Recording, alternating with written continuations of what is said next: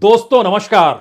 चाहे वो शरद पवार की एनसीपी हो या शिवसेना जो उद्धव ठाकरे की हो उसी का जिक्र क्यों ना हो, चाहे अखिलेश यादव की समाजवादी पार्टी क्यों ना हो, चाहे आरजेडी यानी तेजस्वी यादव की पार्टी ही क्यों ना हो, और तो और ममता बनर्जी की पार्टी टीएमसी का जिक्र कर लीजिए या फिर टीआरएस से बीआरएस बनी चंद्रशेखर राव की पार्टी का जिक्र कर लीजिए, इस देश के भीतर में किसी भी छत्रप का जिक्र आप कर सकते हैं।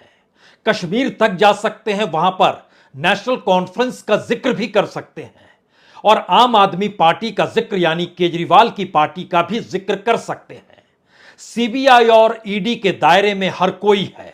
सवाल यह नहीं अपराध किसने किया, सवाल यह है कि आने वाले वक्त में इनकी राजनीति चलेगी कैसे, क्योंकि जो गिरफ्तारी है, जो पूछताछ है, जिनको दायरे में लिया जा रहा है, वो सब दरअसल उस फाइनेंस से जुड़े हुए हैं जो भारत की राजनीति में इन छत्रपों के साथ पूंजी चलती है। और जब पैसे को ही सीबीआई और ईडी पकड़ रही है तो ऐसे में आने वाले वक्त में कौन सी राजनीति छत्रप किस तरीके से कर पाएंगे, यह अपने आप में एक बड़ा सवाल है।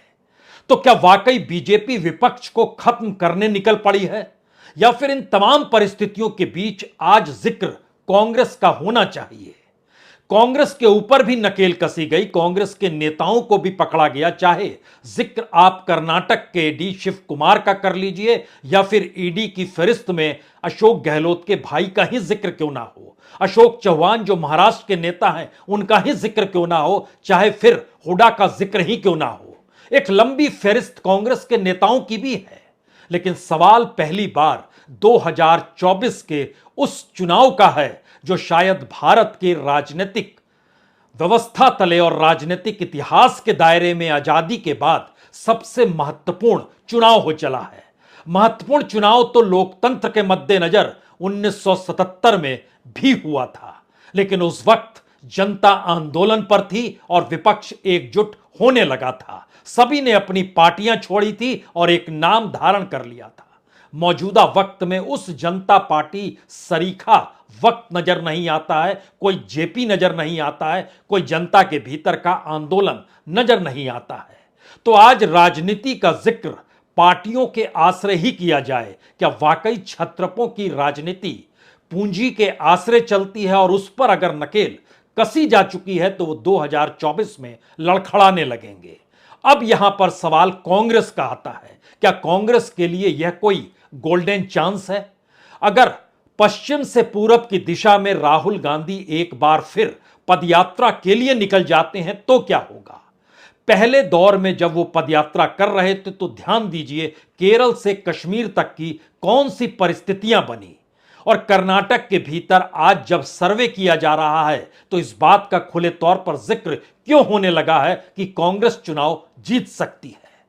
मध्य प्रदेश को लेकर राहुल गांधी खुले तौर पर कहने से क्यों नहीं चूकते हैं, हमने धड़कने पढ़ी है वहां की, और अंडर करंट इतना ज्यादा है कि कांग्रेस जीतेगी ही।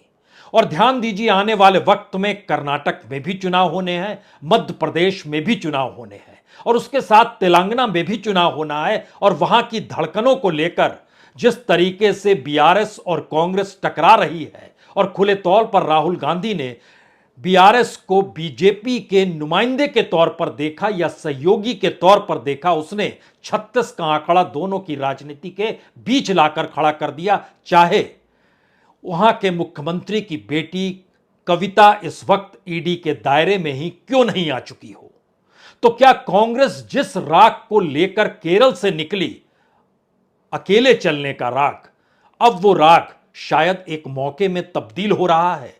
क्योंकि ध्यान दीजिए जो परिस्थिति 2014 और 2019 में बनी, कांग्रेस सबसे कमजोर होकर निकली, लेकिन दूसरी तरफ कुछ छत्रपों ने अपने गढ़ बचाए।